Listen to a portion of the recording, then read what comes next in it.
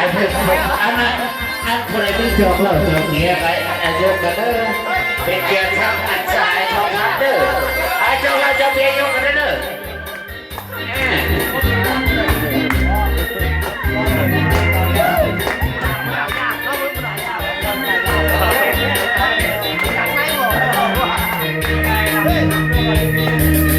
เจ้าคงลืมเสียสิ้นลืมที่บ้านเลยจงในบ้านดูบ้านตาไอ้ที่ส่งลงทุ่งไป